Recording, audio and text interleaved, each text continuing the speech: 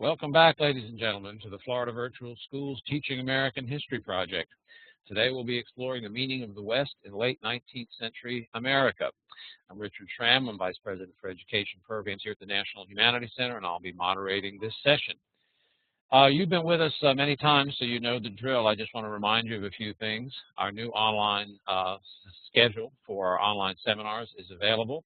You can go to our website, check out what we're going to be offering over the 2011-12 academic year. In addition to the seminars we'll be doing for the Florida Virtual School Teaching American History Project, I think you'll find some interesting topics there, and I urge you to sign up. I also want to remind you about our latest online toolbox, Making the Revolution. It came out just a few weeks ago. It's a very rich resource for teaching the American Revolution, so next time that topic is on your syllabus, please take a look at our new toolbox. I think you'll find some useful things there that will help you engage your students. In addition, just let me remind you again that you will find a recording of this session, the PowerPoint presentation, and the evaluation form on the Meaning of the American West in Late 19th Century America website that we built for the seminar. So please go there, plunder the PowerPoint for your instructional uses, and please complete that online evaluation form and send it in to us. Once you do that, we'll send you your documentation of participation so that you'll be able to get whatever recertification credit your participation in this seminar warrants. Are there any questions before we begin? Any questions about the program or the topic today or seminars past or forthcoming? If everybody's ready to go, send me a smiley face and we'll move ahead to learn about the meaning of the American West. There we go. Okay, it seems that people are ready to go this morning. Okay, great. So let's move on then to the meaning of the American West in late 19th century America. Our seminar this morning has three goals. We want to explore the forces behind the settlement and integration of the West after the Civil War. We want to consider in turn how the West influenced the nation and reflected the forces creating modern America. In the process of all this, we want to provide you with some fresh material to strengthen your teaching. Now, at this point, let me also bring in some of the questions and topics that you raised in the forum. We had some excellent discussion in the forum. Some of you wanted to know how the Western stereotype, the iconic stereotype of the West that we all know so well from popular culture, how did that develop? Some of you wanted to know what drew people to the West. What was the allure of the West? And what drew Chinese and African American immigrants particularly to the West? You wanted to know about the impact of the Homestead Act. A number of you wanted to know about the West as a frontier. We had one very good question about different aspects of the frontier. How was the West a frontier in multiple ways? Technologically, environmentally, spatially, politically. How did 19th century white Americans justify their treatment of the American Indians? All excellent questions and questions that we will address in the seminar this morning. And to help us address those questions, we have with us Elliott West, whom you met back last winter when he did part one of the West for us in a previous seminar. There are his qualifications. We don't need to review those now. So let's get right underway. Let me pass the baton to Elliott, and we'll learn about the meaning of the American West in late 19th century America. Elliott, the program is all yours. Thank you, sir.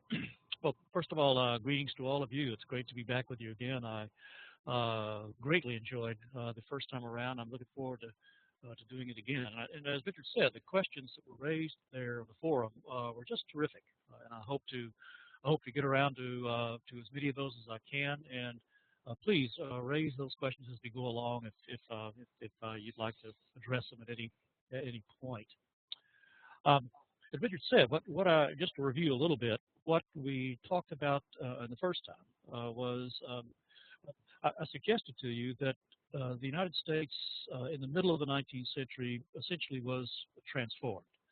That if you look at the United States, say in 1840, and look at it again in 1880 or 1890, what you see is essentially a new nation being created.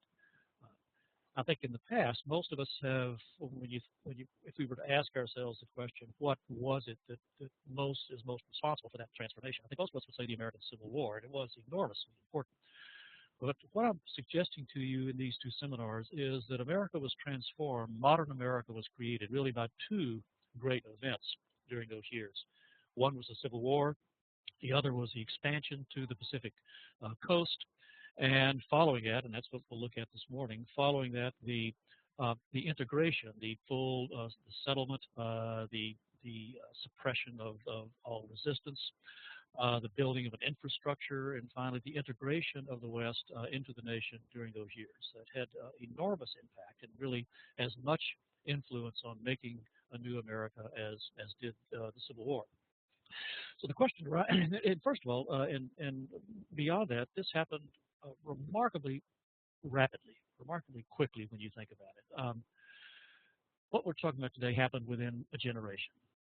It begins, we'll begin around 1865 at the end of the Civil War. By 1890, 25 years later, really, it was done. It was done. In one short generation, then the American West was brought into the nation and began to have this vast impact upon the very nature of the American people and the American economy. So the question is, how do we explain that? How do we account for the rapidity of this? And I think there were three reasons. First, the Civil War created a vastly more powerful federal government. And what we see after 65 is the government in Washington exercising this new power out west more vigorously and more expansively than any place else in the nation. What we see in the West is what one historian has called the West as the kindergarten of the modern American state, where the new American government begins to really flex its muscles and to do things that are never done before. Secondly, remember, this was also what we call the Gilded Age, the time of the rise of big business. And so the second factor that accounts for this is the role of these enormously powerful, wealthy corporations doing their thing out west. And third, all of this took place during a time of one of the most important technological revolutions in modern history. Specifically that in transportation and communication, but it's happening also in industry and in agriculture. All of that is also being acted out in the West. So I think it's those three forces, I think, more than any others, that help us understand what was going on and how it happened so rapidly. And when we take those into account, then I think that we can begin to understand more fully some of these romanticized episodes that took place out west. I'm using the examples of the cattle kingdom and the mining frontier, and to begin to see them as really expressions of Gilded Age, industry and economics. But at the same time, that the West is really unfolding, being created as an example of modern industrial America, Americans are also beginning to look at the West and begin to portray it in mythic terms that interestingly are almost the opposite of what was really happening. We're seeing the West as a place where it is somehow distinct and apart from those great changes and transformations that are happening in the East. So those are the main things I'd like to address as we go along here. Beginning with a law that many of you had some questions about, the Homestead Act, passed in the spring of 1862. I'm sure that many of you are roughly aware of what the Homestead Act did. It offered 160 acres, a quarter section of land to any adult or head of household. It said that this land was available to them at minimal cost. What they had to do to secure it over 5 years was to develop a certain percentage of it, a certain portion of it. They had to build a house on it. They had to begin to turn it into a usable farm. And then at the end of 5 years, they had to what was called prove up, show what they had done. And if they could prove that, then they were given. Then they had to pay about $5. Someone asked what that would be in money today. It would be just under $90, about $87. So about an $2010, then you could acquire 160 acres of farmland, assuming you were willing to live on it and to develop it to a certain degree. One of the questions was, what were the rights of aliens, of foreign immigrants? Well, the Homestead Act said that this was open to anyone who was a citizen or anyone who had declared the intent of becoming a citizen. So this meant that someone coming from Germany or from Sweden or from Iceland or wherever, as long as they said that they were intending to become an American citizen, that this would be open to them.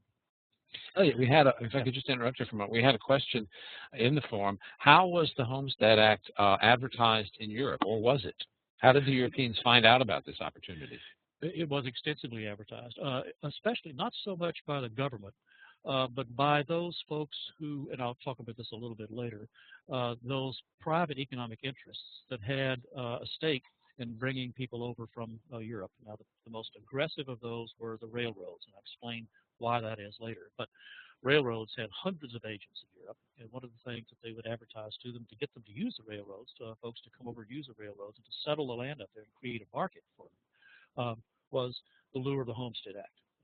And if you read some of the accounts of these European immigrants who came over, they see it. This is, first of all, they don't believe it. Nobody could possibly offer free land anywhere in the world. And once they are convinced, they're just absolutely flabbergasted. And they see this as almost a magical opportunity. One of the questions also was the extent to which people succeeded in this. How many of those people who took up Homestead managed to prove up and get their land, title to their land? That proves to be a very difficult question to answer. And I don't think I have time to go into the reasons today. Perhaps the question might come up in the forum after this, the follow-up questions, and I'll be happy to go into it then. But I think the rough answer is that probably around half to maybe 60% were able to prove up on their homesteads. And this, in turn, even at that rate, represented, of course, millions and millions of acres.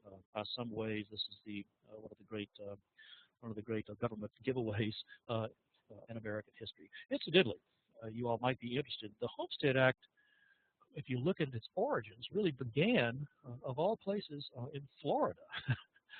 If you go back to the end of the Seminole War, the federal government at the end of that war offered 160 acres of free land in Florida to any of those persons who were willing to take it up. And here was the key point: and to fortify it, to protect it against the Seminoles, against Indians. So the Seminole Act had its origins in Florida, and it was meant as a way to begin to occupy the land that had been taken then from the Seminoles. And in 1866, a second act was passed that extended the Homestead Act to the American South, to those areas and other former Confederacy. Imagine that, a real estate initiative starting in Florida. How unusual. Elliot, a number of our teachers are saying that your voice is coming through rather weakly. Could you please speak up a little more, put some volume behind that? I'll try to that. Is there a volume control here? There is, actually. If you could go up to the audio tab up on the upper left-hand side of the screen, drop it down. Oh, here we go. Slide your microphone up all the way. It's fine with me. I hope that it works for everybody else. But just keep that in mind and sure. Get microphone up all the way and speak up. I'm sure everything will be fine. All right. Okay, we have a question here from Peter. Sure. Was the government aggressive about taking the land back from those unable to improve the land, or did they let them slide? Was it difficult to foreclose? Imagine that, a question about foreclosure coming from Florida. What's going on here? A lot of this does have a kind of a modern feel to it. The government was not terribly aggressive about this. And for the most part, people who weren't proving up on the land had no reason to stay. They would just leave it. But again, it's a tough question to answer. Remember, as long as people were homesteading, they were not paying taxes on the land. So when you proved up, you got title to it, but you also had to start paying taxes.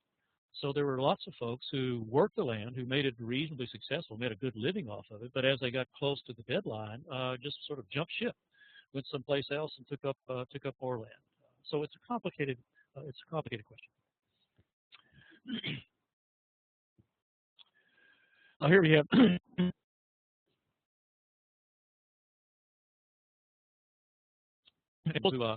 the fellow who filed the first homestead. It's near a town called Beatrice, Nebraska today, far eastern of Nebraska. And what you have here for your students is not only a photo of Mr. Freeman, but also the kinds of documents that had to be They had to be filed. On the left, there's the original application for a homestead. You can see it's January 1st, 1863, when the law went into effect. On the right, that's the document you had to file to prove up, so-called prove up. In the middle, we have Mr. Freeman himself, taken many years later. Some of the questions were about the iconic West and the emergence of the mythic West. What I'm pretty sure we're seeing here is Mr. Freeman playing to that. This is many years later. I think he's posing as the sturdy American pioneer and homesteader. You can see he's fairly well armed. By my observation, he has a rifle, a pistol, a large knife, and a hatchet, ready for anything. Now, this is in probably the late 19th, early 20th century in eastern Nebraska near Omaha. He has about as much chance of being attacked by an Indian as being trampled by an elephant.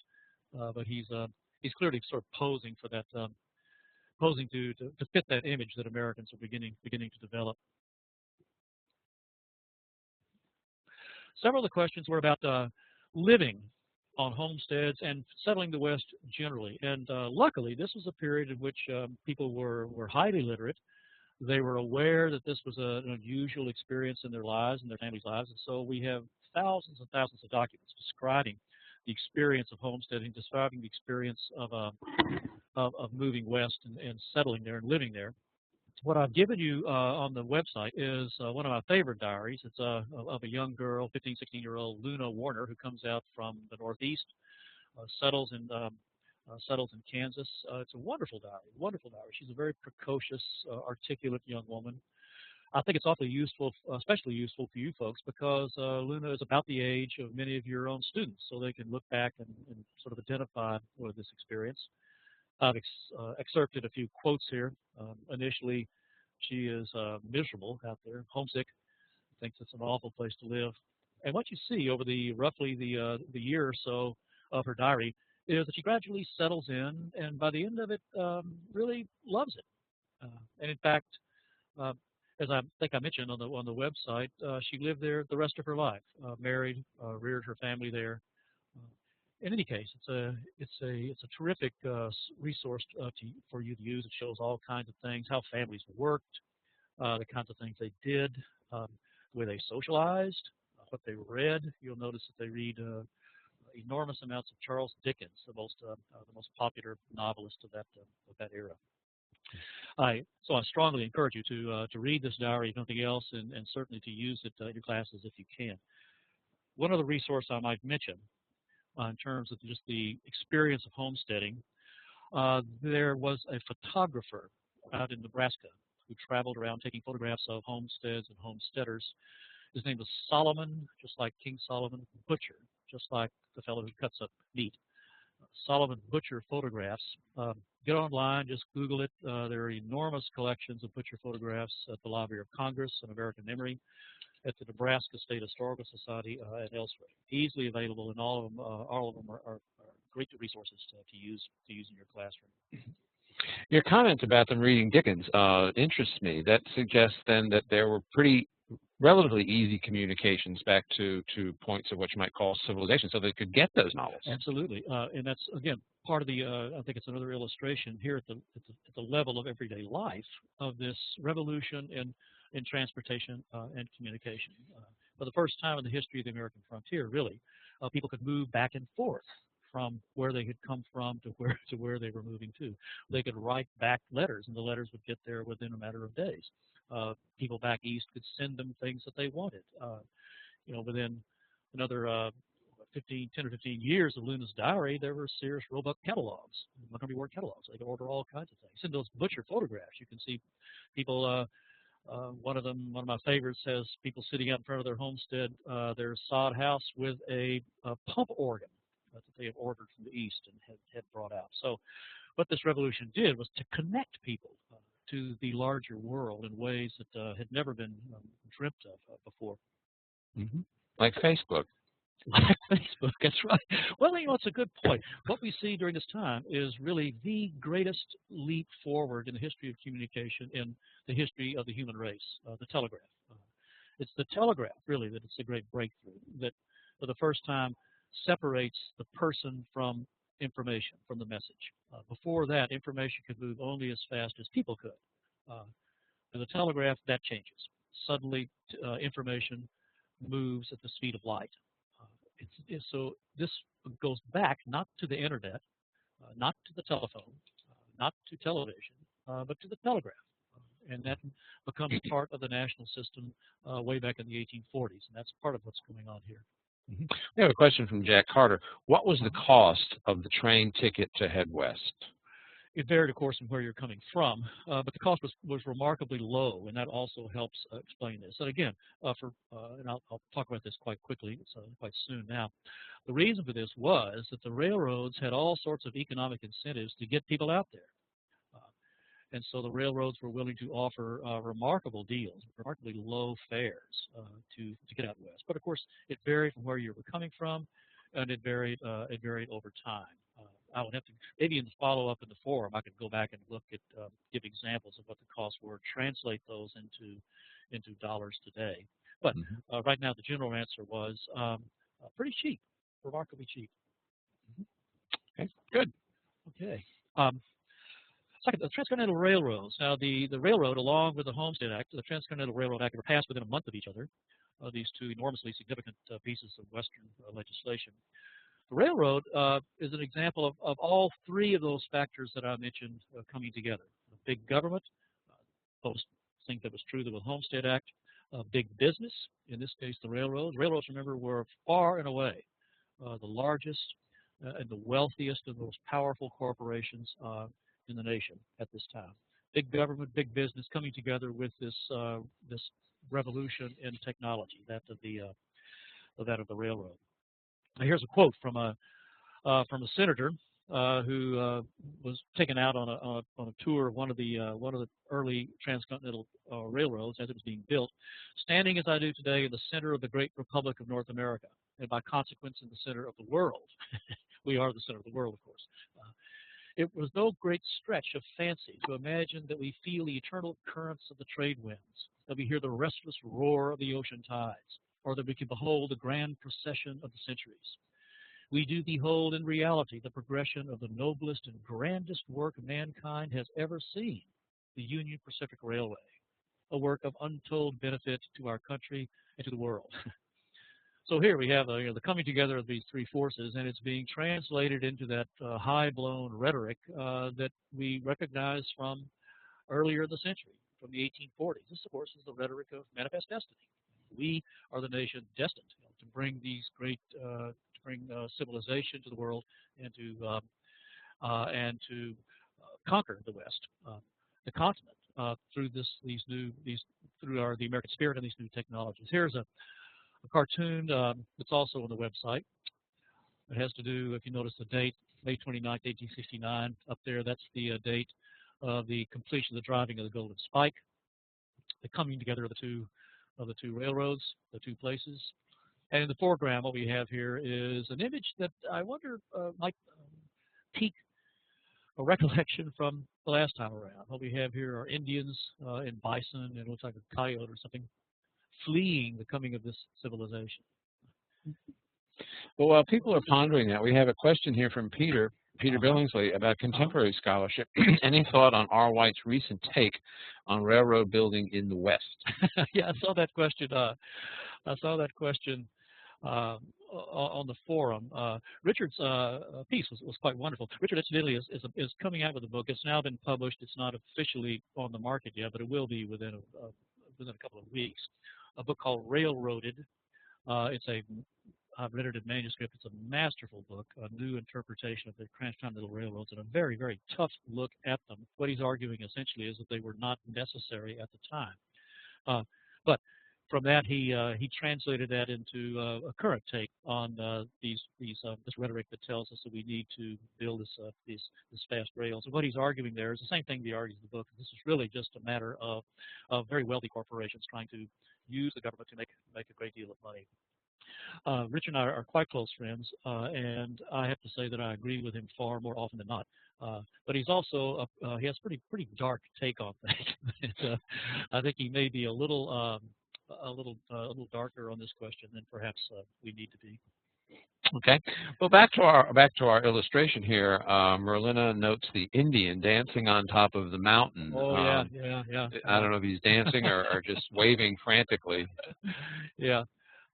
This fellow up here. Can you see my dot here? Yeah, yeah. Yeah. Okay. Good to see him up here. How about these folks down here? Does this pique a memory from last time, or a more familiar image? And that's the one I'm thinking of. Yeah. What we see here is a parallel between the folks running away here, the Indians and the bison running away here. So this is really just another version of this very famous, much better known um, instance. But it's an expression of the same thing. What we see here is this view of the American destiny, America's destiny to sweep across the continent, to sweep in front of us, the current inhabitants, and a joining together of these traditional images of farmers, miners, with newer ones, the railroad, an expression of sort of the new technological America taking command of the continent. I think I mentioned last time that if you look back over here far to the east, you'll see the Brooklyn Bridge. Oh yeah, yeah. Yeah, the tone of the two are, the tone is very different. I think it might make I don't know, teachers could comment on this, it might make a good class assignment to, or, put these up or an exam assignment to ask students to write about the similarities and differences here. I mean, American Progress is very somber. This is a serious undertaking, and in the other one, the one on the left, the Leslie illustration, that people are celebrating the trains of these comic hands coming out, shaking hands in the middle of the country, and the Indians are fleeing, and it's almost like a slapstick scene, Yeah, yeah, it does have a sort of a comic feel to it. It also has a meaning, I think, that you do not see, at least implicitly or explicitly, in American Progress. Look at the look at the title for it. Does not such a meeting make amends? Ah, yes. Yeah. Anybody have any thoughts about what that might refer to? Yeah. Any comments on that title? What are we making amends for? Yeah. In the meantime, Laura points out that the Indians look like the Chesapeake Indians drawn by John White, and that's true, actually. Yeah, you look closely. Yeah, harkens back to the John White drawings. Right. Are there any suggestions there about what we're making amends for in the knitting together of East and West here at the railroad? Any comments on that? Well, I think it's referring to the Civil War. Yeah. I think what this suggests to me is how this great saga of creating what was by far the longest railroad in the world at this time, this great technological achievement, and more broadly, this idea that America was now moving westward toward its destiny. This provided a ground of unification, reunification between North and South. Here was a vision that people, whether they're living in Alabama or whether they're living in Massachusetts, could embrace. So one of the ways in which westward expansion begins to take on this other mythic meaning is it's a way to heal the wounds of the Civil War. It's a kind of a redemptive episode. Too bad for the Indians, but it's a way in which Americans can begin to heal their wounds. Okay, so I said this was done through this union, this partnership of big government and big business. Down here in the lower left, what you can see is how these railroads in part were financed. What the government did was to give to the railroad corporations every section of land, each section being a square mile, on 10 miles on either side of the right-of-way of the railroad. So for a total of 20 miles from left to right, every other section of land, every other acre of land, in effect, was given gratis to the railroads to help finance this. Now, this was far and away the greatest giveaway of land, giveaway of American resources in American history. It dwarfs everything else. The idea was here that the government would loan money to the railroads that the governments, once the railroad was completed and the land became valuable, the railroad would then sell the land to people who would settle it, um, and then they would use the money recouped from those sales to pay off the loans from the government. But the amount of land was just absolutely astronomical. Here, for example, is a comparison of land that was proved up under the Homestead Act, that is, given away in title after the 5 years by 1880, just under 20 million acres. Now, there's the land that was given outright to railroads during those same years. As you can see, it's more than it's well more than 6 times the amount of land taken up under Homestead. It's hard to grasp how much land we're talking about, but think of it this way: the amount of land that the government gave to one railroad alone, the Northern Pacific, was greater than the size of New England. It's as if the government gave to the Northern Pacific Railroad the region of New England. The amount of land given away altogether, that 127 million acres, if that were turned into one state today, that state, you might call it the state of Railroadiana, that state would be the third largest state in the Union. It would be Alaska, Texas, and Railroadiana. So it's difficult to overemphasize the degree to which the government was in partnership with big business, and the degree to which big business profited from this railroad. These railroads, I should say. We have 2 questions there. Shauna asks, she was looking at the map a moment ago, and she noticed that Georgia and Florida were both in the central time zone. Is it not the case that the railroads are responsible for the development of the time zones to so they could have schedules that that made sense in time? Sure, I think that's right. And this is a good example of how this technological revolution was knitting together the nation and was really redefining what time and space meant. Mm-hmm. When you think about it now, as goods are moving far more rapidly across the country, and as they are being coordinated among these different rail and transportation systems, you've got to be far more precise than you needed to be before about exactly when something is going to show up. Well, technically, of course, time changes every step that you take to the east or the west. Time is relative to the placement of the sun.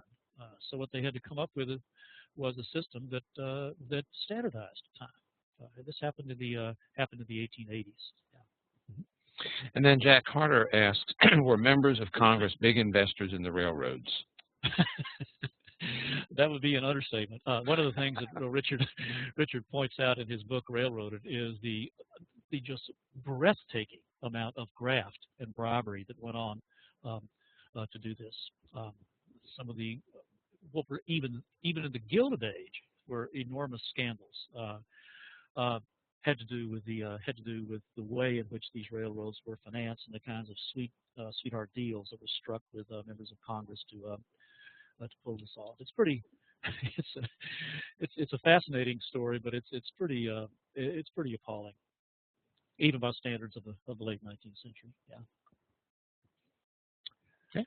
We've got about an hour to go, Elliott. Okay. So once again, this was what we see in the railroads is this combination, this coming together of an expanded national government in its actions, big business, corporations far larger and more powerful than anything before, and finally the technological revolution of the railroad. And it's these 3 things that coming together, as I said, I think can help us understand some of the events that we all associate with the West after the Civil War. And let's take one of the most romanticized examples of this, the cattle industry. At the end of the Civil War, there was an enormous demand for beef.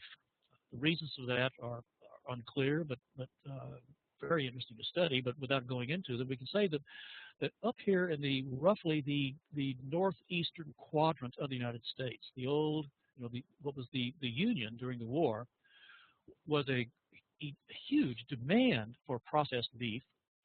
But exactly because there was such a demand and because the armies had used so much beef, there was a very small supply. So consequently, the price of beef on the hoof was very high in the Northeast.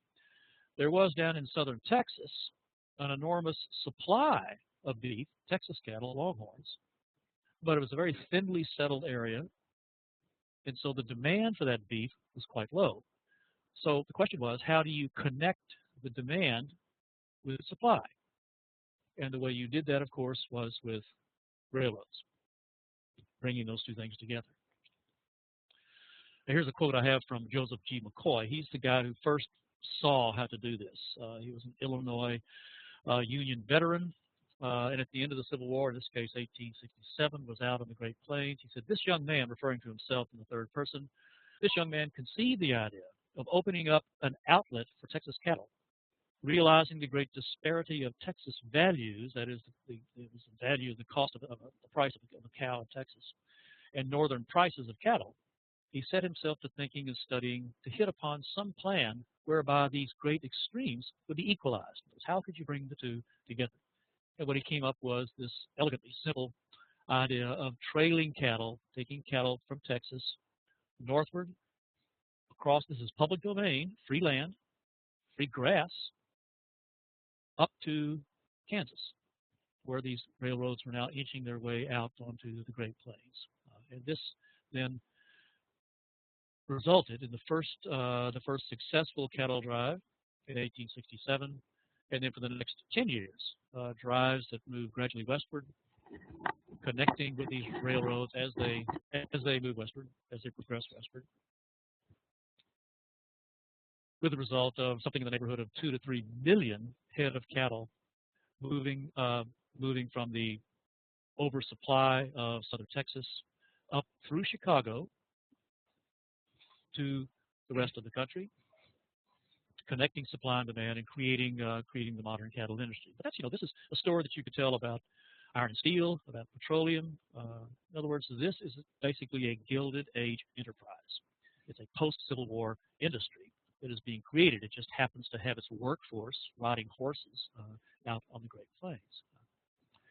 And one of the things this also does, of course, is help us see how this economic development out here in the West is having an enormous impact on urbanization. Because this goes a long way to helping understand how Chicago just explodes in growth during these years as it takes advantage, among other things, of the cattle industry that's developing out here on the Great Plains, as well as the agricultural frontier out here on the plains, stimulated, of course, by the Homestead Act. Okay. So, any questions here? We're going to stop and ask if there are any questions or comments to be made about this. We know some folks have clicked in saying they can use these maps in their courses. Absolutely. Yeah. All right. Well, why don't we proceed then, Elliott? Let me point out one more thing. I should have mentioned this before. On the website, back with railroads, on the website there's a connection, a link to a Stanford University site that will show you the progressive development of railroads in the West. This is from Richard White's book. That's far more vivid than the map I showed you. It was not something we could translate to a PowerPoint, but I strongly urge you to take a look at that website. Mm-hmm. And there are plenty of other sites, maps you can find of cattle drives that make the same point as this one. Mm-hmm. And they can access that through the seminar website, through yes. our website, right? Right? Okay, we have a question here. Why so many railroads in Iowa and Minnesota? Okay, let's go back to the slide here. Two reasons. You're talking about right through here. Mm-hmm. Yeah. Two reasons. First of all, political. The question came up, were there congressmen who invested in this? Indeed, there were. But there were also political deals struck. If you can imagine, of course, every congressman out here wanted a railroad in his particular district. These were swing votes. And so these were deals struck between the railroad and those congressmen that have railroads built there. But these were also what were called feeder lines. These were lines that were extended later out into the Great Plains, and they all fed into, as you can see, they're all sort of pointing toward Chicago. So think of this as a kind of a funnel, funneling these resources, including cattle, into urban centers in the Midwest, Chicago in particular.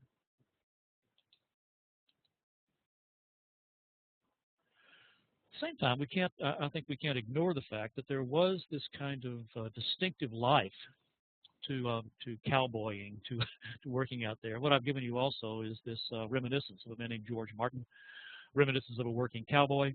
I think you can have your students work with that as well to get a sense of what that was like. And many cowboys had a response just like George Martin. So range life didn't stack up to a home life with a good bed to bunk in and a mother to fuss over fixing the chuck, that is food. But the work got into my blood, and I couldn't leave it. I stayed with the cattle and the horse business so long as I was able to work. And that was true of a lot of people. We have a question from Shauna about the Canadians. Where were they in terms of railroad development? I mean, they've got great prairies up there too. Yeah. Same thing was going on there. And again, let me refer you to that site, the link that'll connect you to that Stanford site. What you'll see there is that this was really a continental and transnational development. The development of the U.S. was greater than either Canada or Mexico. But by the 1890s, you can see the Canadian Pacific Railroad, the CP, built across the plains on much the same terms, also given millions of acres. And you'll see that the American railroads are building deep down into Mexico by the latter years of the 19th century. So this is happening all across North America. Okay. All right. The next point I'd like to emphasize is, what we see here with both with homesteading and especially with the cattle kingdom is that the West is really part of industrializing America, part of this transformation of America into this new, really a new economic creature. And in this crucial transformation, this crucial change, the West had, I think, an influence that is vastly underestimated and almost ignored in our textbooks. So what I'd like to do is to suggest in the next few slides about how the West and its resources were contributing to this economic transformation of the United States. Begin with some of the obvious. Money, gold and silver. Think of this now. The retooling of the United States from essentially an agrarian farming people to an industrial urban people was probably the most expensive thing that we've ever done. And we did it very, very rapidly. Except for Japan, the United States industrialized more rapidly than any other nation in world history. It cost a lot of money, And just as we acquired the West, as I said last time, literally within hours of our formal acquisition of the West, we began to see that we had acquired, in fact, the richest part of the planet Earth. Now, here is a 1840, that's how much gold is being produced in the United States, and look how it just explodes over these next years. Same thing happens in silver a little bit later, about 10 years later. As I think I may have mentioned last time, more gold was produced in the world between 1848 and 1858 than in the entire world between 1492 and 1848. And that money all went, a lot of that money went into this rebuilding, this retooling of America. So the most obvious way in which the West contributed to America's economic transformation was helping to pay for it. But there were other ways. This is a map of global copper deposits today. Copper was the most important non-precious metal, the most important metal besides gold and silver for industrialization. Copper was essential for everything that was electrical. So the telegraph wires, these tens of thousands of miles of telegraph wires, all of the wiring that was being done in all of these factories, that had to be done with copper. And it turned out, just as we were unaware of gold and silver, it turned out that the United States was also, at the time, an area with the richest copper deposits in the world. As you can see down here in the lower, most of these other ones have been discovered since then. So we needed gold and silver, we found it. We needed copper, we had it. Wood, we tend to forget that we were still, on the transition between an economy that would require iron and steel, with the one that had been there for centuries before that relied primarily on wood. We still needed a lot of wood for what was happening in the United States and especially the far Pacific Northwest, but also other parts of the West. We had these we have these astonishing amounts of forests and timber products.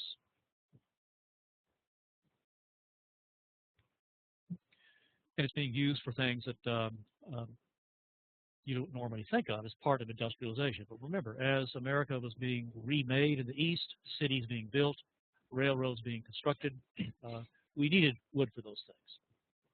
Here is a trestle being built over a river in Vermont. You can see there's a lot of wood in that thing. And think of the cities. Think of a city like Chicago. Think of all the eastern cities and midwestern cities that are just exploding in growth. Almost the great majority of all of that construction is wood. It has got to come from somewhere, and the West had it. So the wood in the West is being used to transform the East, but it's also important for the other things that are going on out west. Starting with mining. As we began to exploit these gold and silver resources underground, in effect, what we were doing was building factories underground. And to do that, we needed almost unimaginable amounts of timber to do that. Here's a part of the mine of the Comstock Lode in Virginia City, Nevada. It was in the Comstock that they developed, again, an example of the West as a technological frontier, one of the questions that was raised. The mining West became the world's great laboratory for mining engineering. And part of that was the construction of what's called square set timbering. This is this system of timbering that allowed a mine to work. You need to hold up the earth above you from these huge workplaces underneath the earth, and that takes a lot of wood. One estimate, for example, the wood in one mine in the Comstock Lode required enough wood to construct a town, all the houses necessary in a town of 50,000 persons. So, huge amounts of wood needed for these underground factories, which I think emphasizes the point that what we're really seeing here is mining quickly converted into an industry. Our image of Western mining, gold and silver mining, I think remains that of the solitary prospector, the sourdough with his donkey out there, or the man squatting in the creek with his gold pan. In fact, very quickly, mining was transformed into essentially an industrial workplace. That was true beneath the ground, places like the Comstock. It was true above the ground. This is what's called hydraulic mining. In hydraulic mining, what they would do was to harness the force of falling water from a higher place. They would channel it through hoses and nozzles, and to direct the resulting stream of water against the sides of these cliffs that had gold deposits in them, and then it would wash all of that down through sluices into processing areas.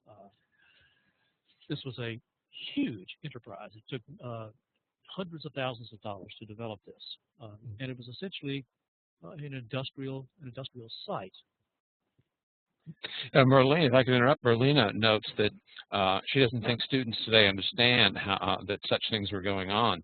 I think one way to help emphasize that point would be to show students this picture and ask them when they thought it was taken. Because with the exception of that wooden sluice in the left-hand corner, this looks like an awfully modern, I mean, this could be being done today. This looks like a very contemporary picture.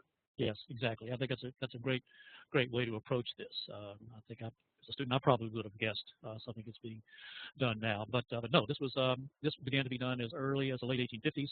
By the 1870s, this was the main way in which gold mining was done in the West, in California.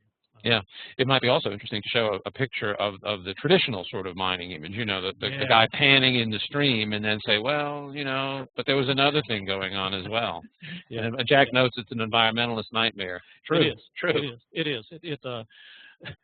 This was so, the impact of this was so great, not just on the place that you see, but elsewhere, that this was written up by a great geologist of the time as the first example in human history of human beings as a geological force. He pointed out, for example, that the refuge being washed out, going down ultimately into San Francisco Bay, was so great that this affected the tides in San Francisco Bay. It rose it took the riverbeds of places like this in the Sacramento River, and they rose something like 50 feet over a matter of years. Hmm. Caused enormous flooding that the city of Sacramento virtually washed away at one point. The amount of land that was washed out, the amount of soil that was washed out of California by the hydraulic mining, roughly equals, they figured, this man figured out, roughly equals 5 times the amount of soil removed to dig the Panama Canal. Hmm. So you're right. This is and in fact, this was brought to an end only when the effect of California agriculture was so horrific that the state intervened and finally outlawed this, because it was making farming downstream from this process impossible. Right. And Julie Joyner notes at this time they were also using toxic chemicals such as arsenic to remove the gold, which severely contaminated the groundwater. And she goes on to point out that the water around the Coors plant is still contaminated, which makes one wonder about all that fresh Rocky Mountain water we're drinking. That's a good point. And in fact, the chemical that they were using at this point was not arsenic, but was quicksilver, was mercury, which of course is highly toxic.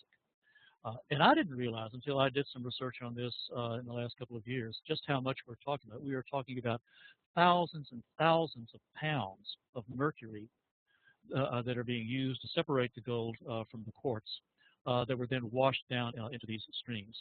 They became some of the most poisonous water sources in history.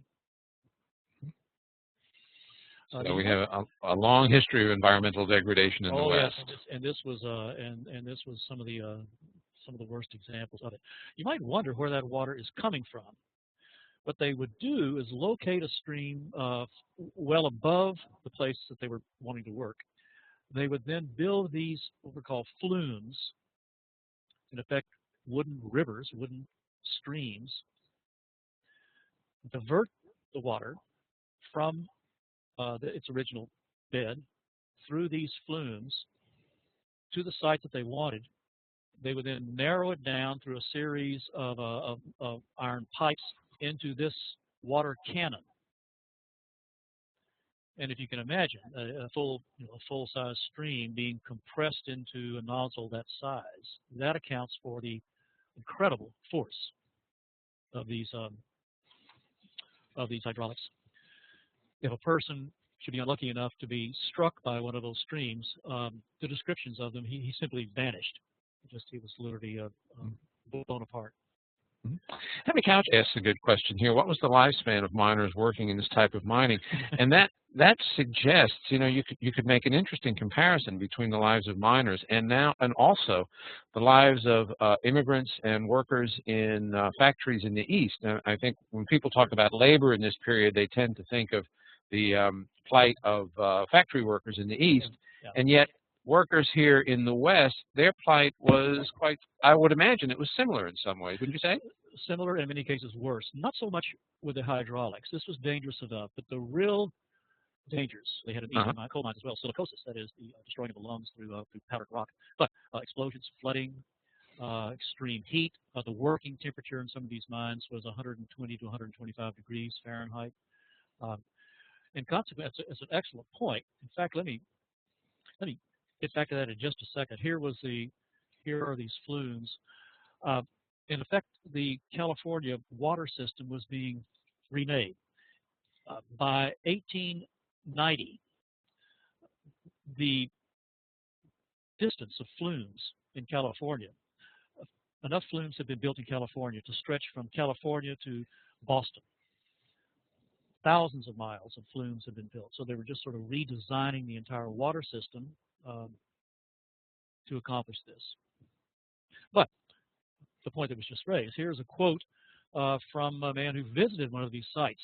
Lofty hills, broad plains, and log cliffs are washed away, and their ruin completed by nothing else than a shaft of water a few inches in diameter. There is no more spirit. Here's the key passage.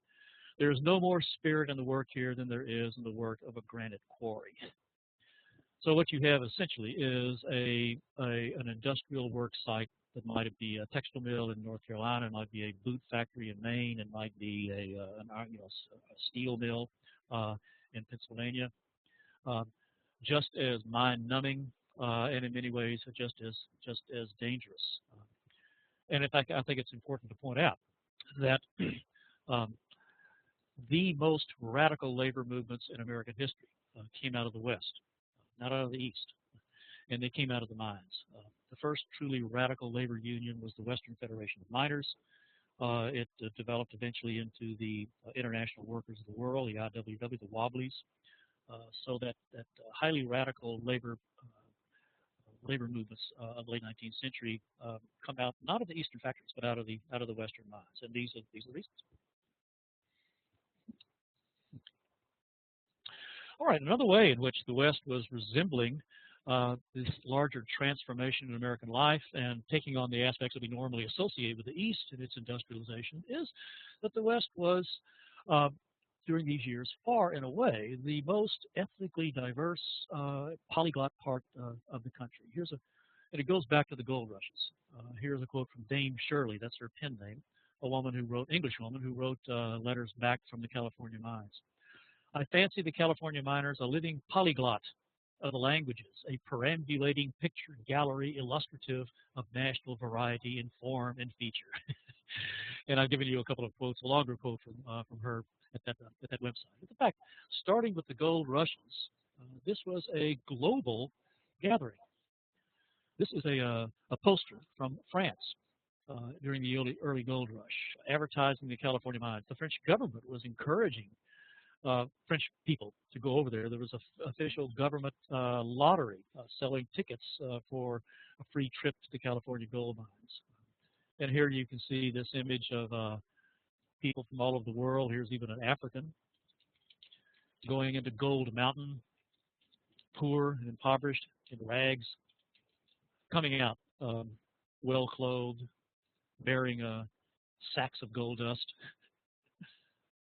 So this is the kind of image that the West was heading across Europe. Here's a slide I gave you that takes the census of 1870 and simply asks the question, in which states and territories would you find the highest percentage of foreign-born persons? And as you'll see here, it's not in the East. I think most of us grow up thinking of the East Coast as the great melting pot. East Coast is a place where you would find most persons born outside this country. But in fact, of states on the East Coast, New York had the highest percentage of foreign-born, just about a quarter. Out west, New York would have been 9th in ranking in number of foreign-born. So, and some of your questions dealt with this as well. Who was it that was going west? Well, just about everybody. People from all over the world were heading west. And and remember, this percentage, each percentage is 53, 44, 39, 39%.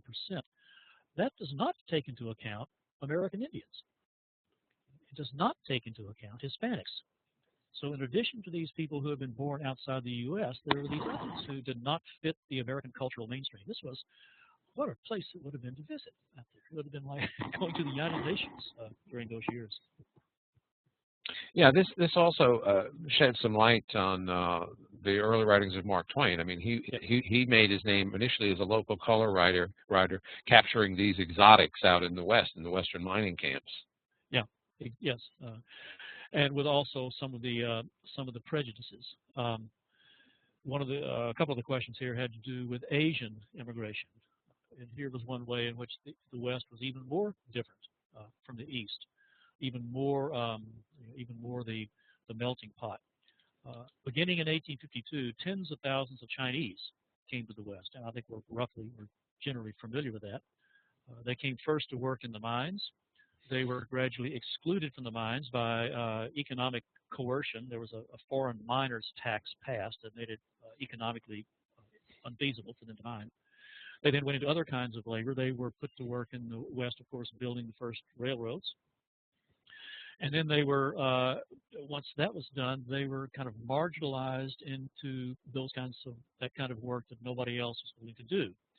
Again, a kind of a remarkable parallel to immigrant labor today, foreign labor today, especially domestic work that was usually done by women, laundry, domestics, and so forth.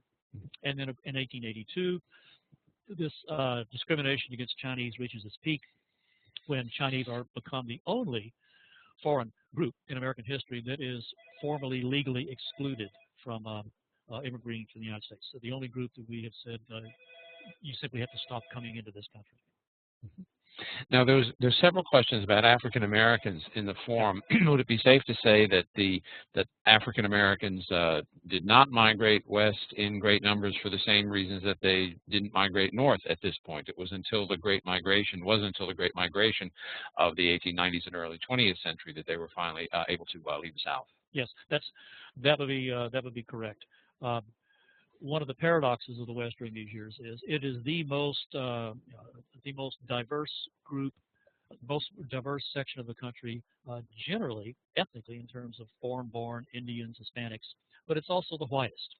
Western states and territories have far and away the smallest percentage of African Americans of any states and territories in the United States. The reasons for that are really twofold. First, those African Americans who might want to come west were, of course, in the South. They were freed people, but they had no money. You've got to have a certain grub stake in order to make it into the West. Second, and remember now back to our meeting before, I gave you examples of those laws in places like Oregon that were trying to create a lily white West that forbid slavery, but then turn right around and forbid the immigration of free blacks. So there was enormous discrimination out west against African Americans. So the combination of the lack of resources and discrimination kept most African Americans out of the West. Now, that said, there were some remarkable examples of those who did go west. The most famous of those, of course, are the so-called exodusters, those who came out of the South drawn by people like Pap Singleton, the great black colonizer of the Great Plains. Towns like Nicodemus, Kansas, were black colonies, and they managed to bring, in those cases, some freed people into the West. But still, most blacks remained, as you said, in the South until the period of the Great Migration that comes a bit later. Okay, we have about a half an hour, Elliott. Okay. All right. This then raises the question: what about those Indians? What about the people who were already living there? Obviously, there are tens of thousands of American Indians out there who have to be dealt with in some way. And keep in mind, unlike the Indians that were removed out of the East, out of the Southeast and out of the Midwest, under the Indian removal of the 1830s, those Indians in the East had many generations of contact with the United States, with American society. They were in many ways well assimilated into American life.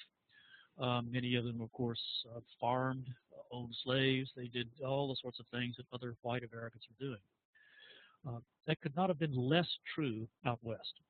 What you had out west were tens of thousands of Indian peoples divided into dozens, scores of different groups, all of which were profoundly alien to American mainstream life, none of whom had the slightest exposure to American institutions, to American government.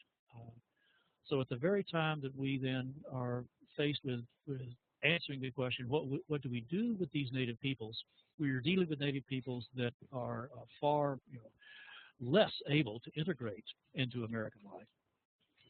And all of this, to reiterate again, all of this is happening so fast.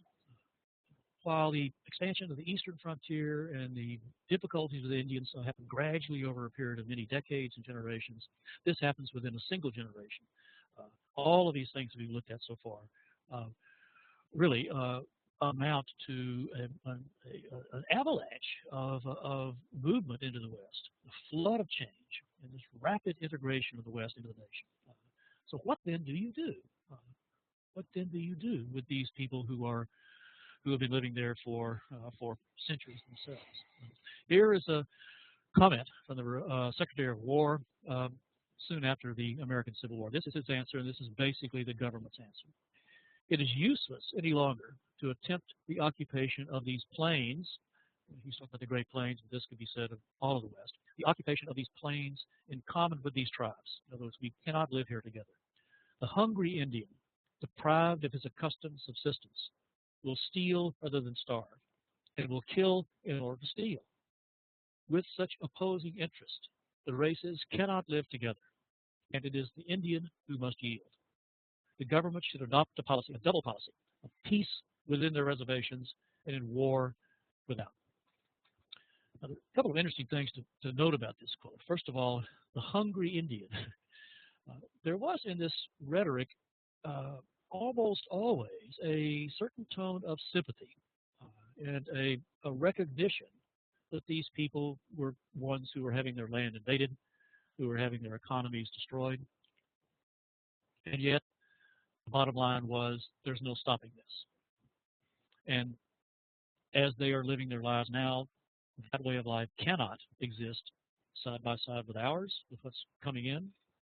And so there's only one way to answer that, and that is these Indians must go on to tiny portions of the West, reservations, and there they must be gradually assimilated into American society. Those who do go onto the reservations, we will commit ourselves to that assimilation. But for those who say they won't, for those who refuse this offer, it's war. And implicit in this, we will destroy them. That becomes the basic policy of the government. Right. Well, Henry points out that this is almost a formula for ethnic cleansing. Need to make living space for a different group. Where have we heard that before? Yeah, indeed. It is. I would say though that at least in what the government is saying, they're not saying in terms of ethnic cleansing, in terms of Rwanda. They're not saying we will destroy all of them. They're saying they still have a chance. If they'll simply agree to become like us, all these reservations, all will be well. Now, what this is, in my opinion at least, is cultural genocide. Mm-hmm. What they are saying here is their way of life cannot persist. They must become Americans, that is, like us. But they still have a chance to exist. Right. What strikes me about this is the astonishing lack of self-awareness. The hungry Indian deprived of his accustomed subsistence. Well, who is doing the depriving there? You know. Yeah. It's interesting as someone in English literature, Richard. You'll notice that the frequent use of the passive voice. Yeah. No one's really acting here. No one Who's is doing this? It's just happening. It's being done to them. Yeah. Right. Well, of course, some said, I've looked at the offer and no, I don't think I want to do that. I will stay off the reservation. And the result of this was a series of Indian wars that took place, again, remarkably rapidly. They really get underway in the first couple of years after the Civil War. By about 1878, not much more than a decade, they are over. The most famous of these wars and the most famous battle comes close to the end of it, June of 1876. Lieutenant Colonel George Custer's difficulties there on the Little Bighorn River. This is a painting of that. And here I think we can again begin to think about the emerging mythic image of the West. This is as it says here at the bottom, this is a painting by a man named F. Otto Becker, based on something by Cassidy Adams. One art historian says that this is that more Americans at the time saw this painting than any other American artistic production, with the exception of Gilbert Stuart's portrait of George Washington on the $1 bill. That's because this was bought by Anheuser-Busch, and it was distributed to every saloon in America that bought Anheuser-Busch beer. Every saloon in America that that served Budweiser got a free poster. And so this was in virtually every saloon in the United States, and this became a very, very familiar image. And it, of course, shows George Custer in his last moments.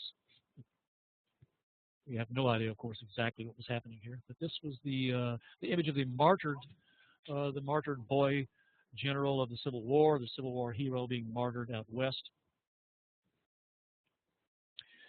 And interestingly, we have another vision of this, another version of this by a participant on the other side. This is a drawing by a man named Kicking Bear, who was a Lakota Sioux, Western Sioux. He painted this in the 1890s. This is his memory of the Little Bighorn. He was there.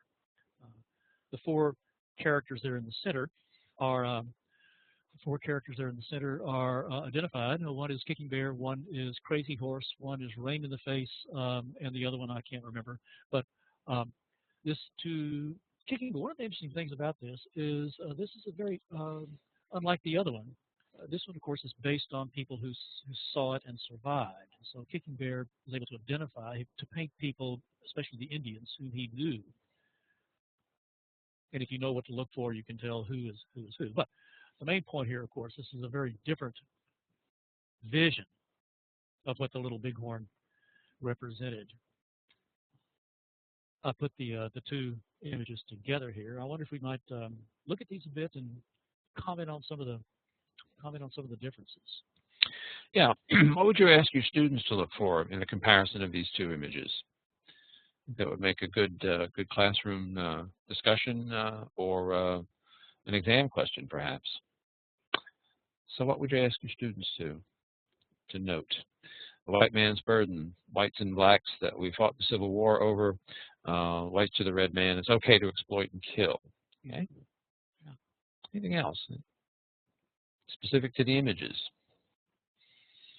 Well, their painting styles. Yeah, one is. We would say one is more sophisticated, one more primitive in a way,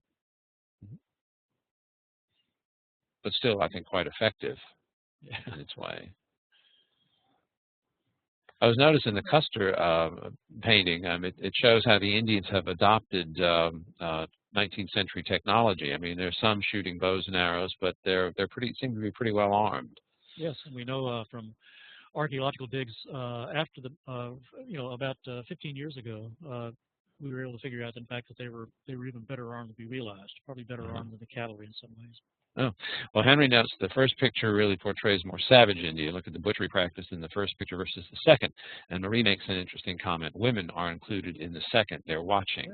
Yeah. Yes. You could ask, Greg notes, you could ask what perspective is found in each. Laura notes the homes, the wigwams of the Indian in the picture. Kicking Bear, the Kicking Bear picture, they're not present in the Custer's. And here we have folk art versus traditional. Few horses in Kicking Bear's painting.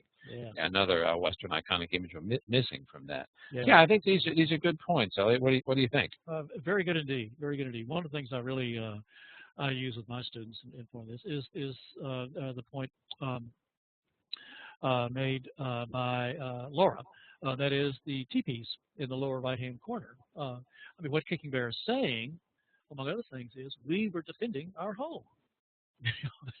These dead guys in blue were attacking our families. We're attacking our neighborhood, including, as someone else points out, our women. There's a woman down here on the far right. We are, in other words, what this painting shows as a kind of a martyred hero, an American hero being martyred to the greater destiny of Westward expansion, is to us a rare, all too rare example of how we were able to successfully defend our homes against a massive invasion. Yeah, very, very different points of view. Mm-hmm. Yeah, I think that would make a good classroom image to show.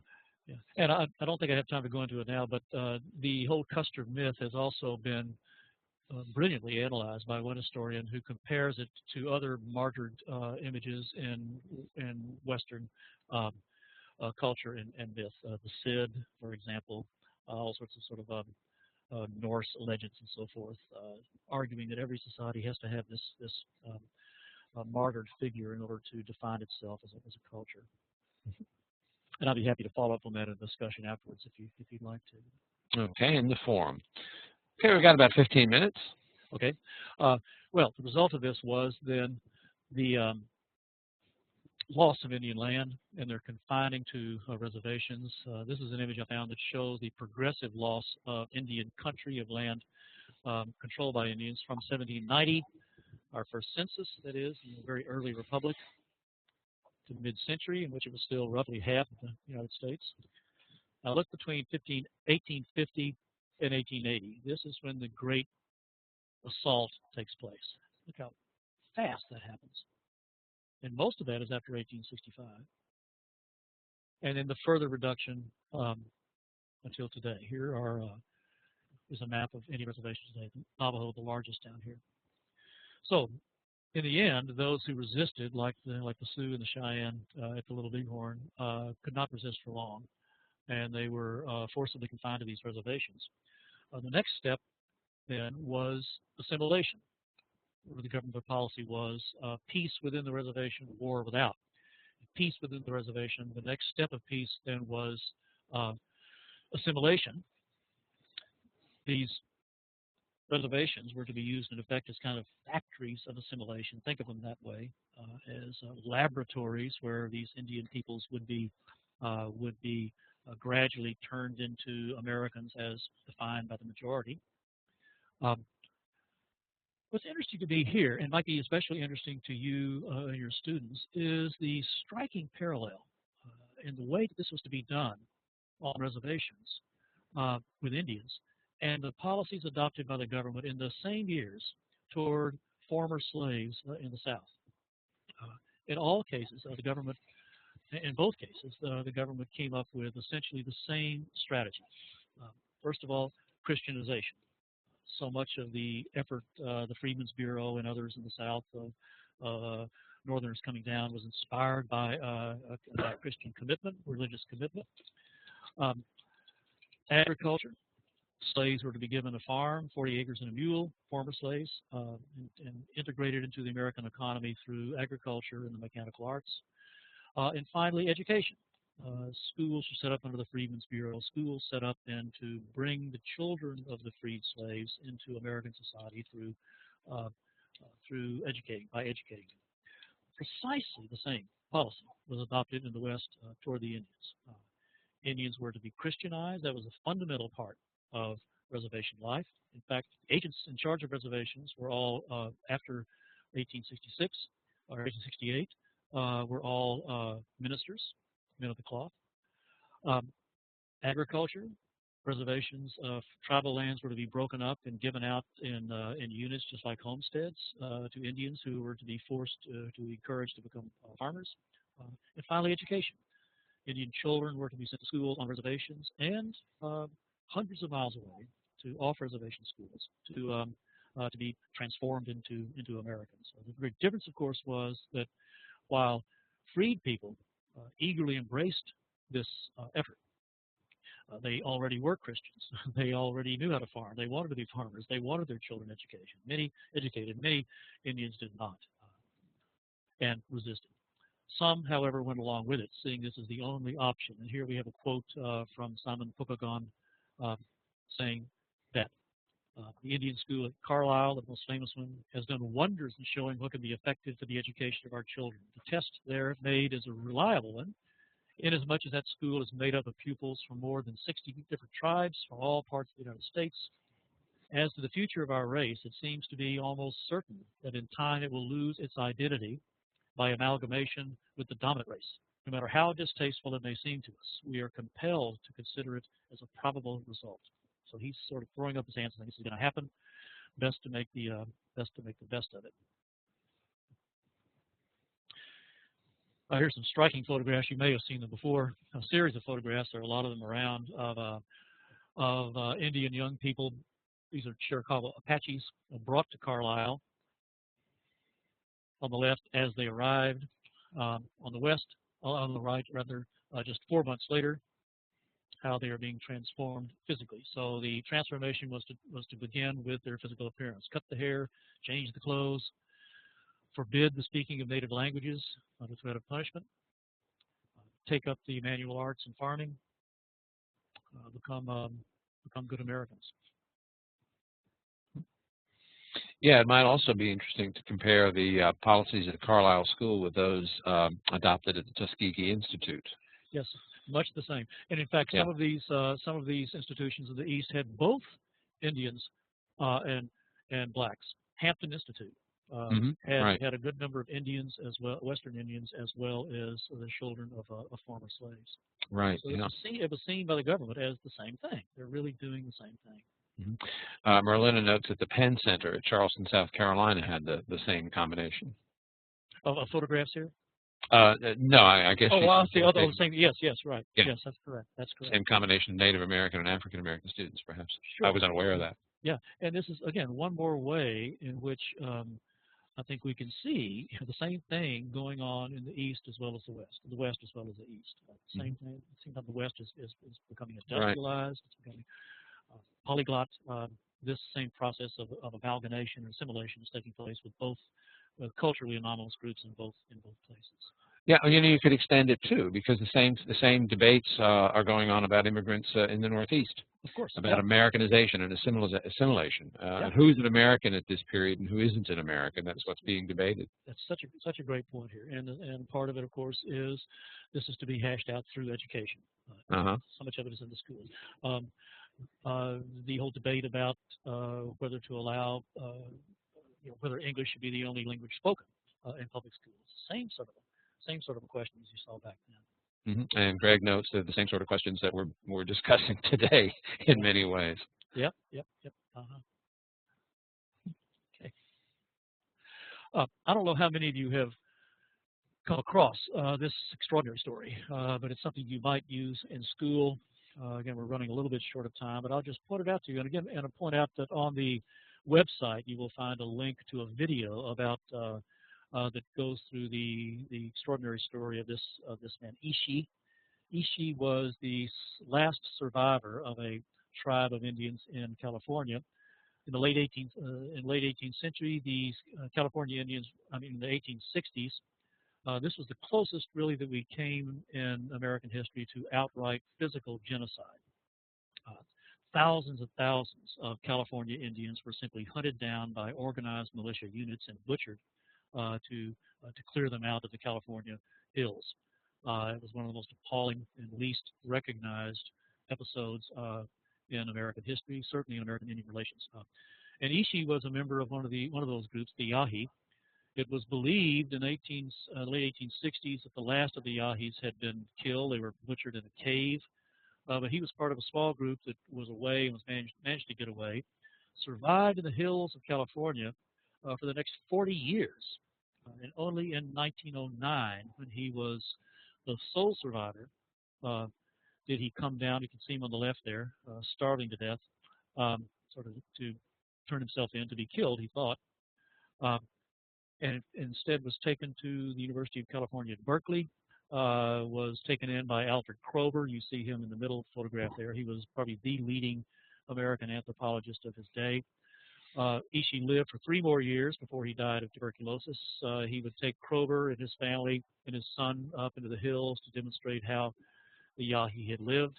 It was like a time machine, this time warp.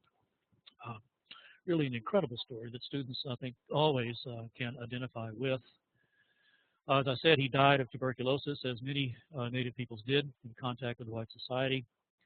And incidentally, on his death, his brain, in the autopsy, his brain was taken out and was sent back to the Smithsonian Institution. This was part of an ongoing effort by the U.S. government to collect the skulls and brains of Indian peoples out west and to create a vast collection in this facility, and there were between 2,000 and 3,000 skulls and many more brains collected there.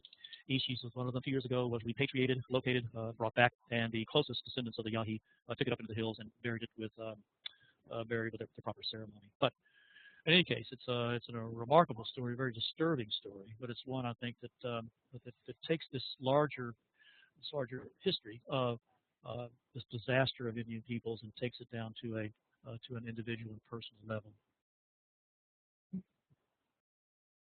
Okay, last section, that of the West as myth.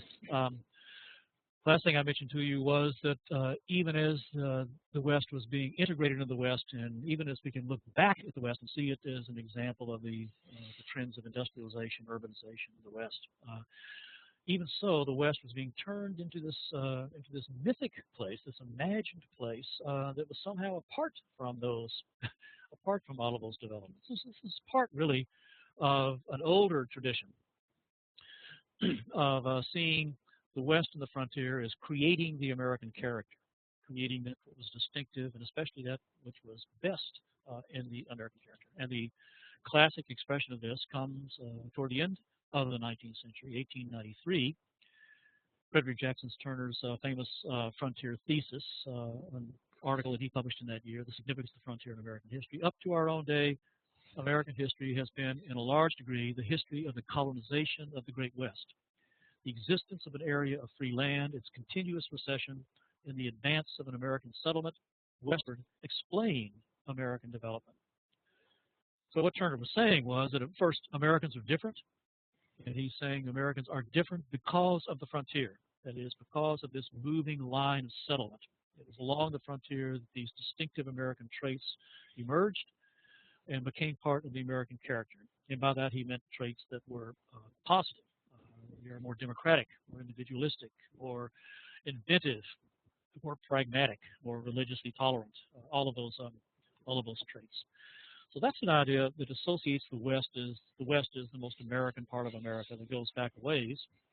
But at the same time, the West is being portrayed in ways, as I said, that harken back to the best of an earlier America. And we see this image really emerging around the end of the 19th century.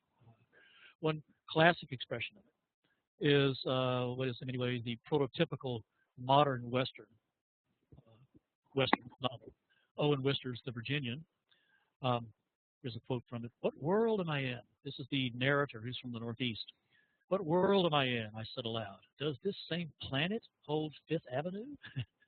And I went to sleep pondering over my native land. So what he's saying here is this place I'm seeing now, visiting, Wyoming in this case, could not be more different from the East. How is it different? How is it different? Owen Wister was an example of the sort of character who was creating this new mythic West. He was, first of all, a Northeasterner. He was part of the old stock population of the Northeast. He was an Ivy Leaguer. He was a frustrated musician. He had studied under Franz Liszt. And he had headed south into Charleston, South Carolina, and actually fallen in love with the South. Because, he said, the South that he was visiting, the South that he came to know, would manage to retain all of those virtues of an earlier America that were going away in the modern America. Modern America was becoming too urban, too industrial, too materialistic, too money grubbing, too many immigrants. It was becoming, in other words, modern. And he loved the South exactly because it was not modern. But of course, the problem with making the South a Southern heroic was that the South in these years was also the section of treason, of slavery.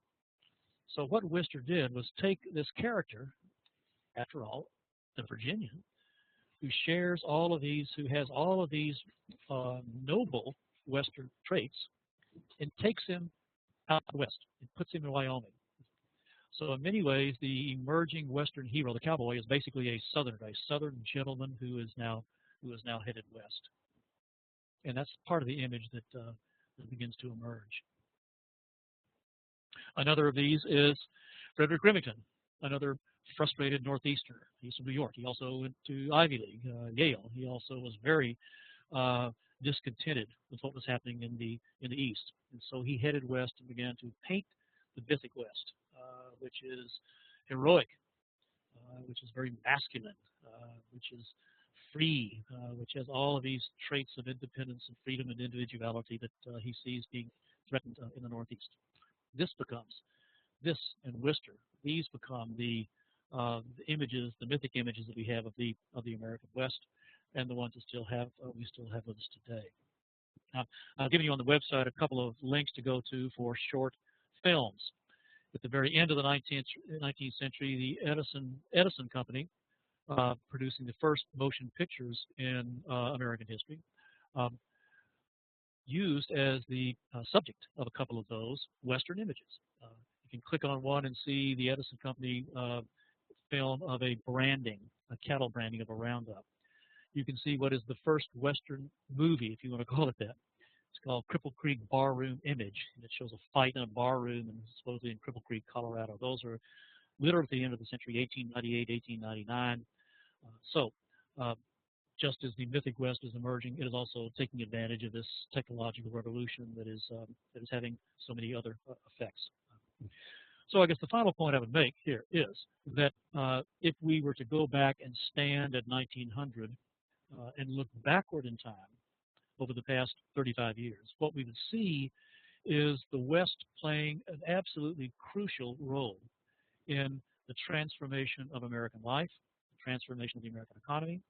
It is playing that role in ways that we associate with that time, industrialization, urbanization, technological transformation, ethnic variety and diversity, environmental calamity.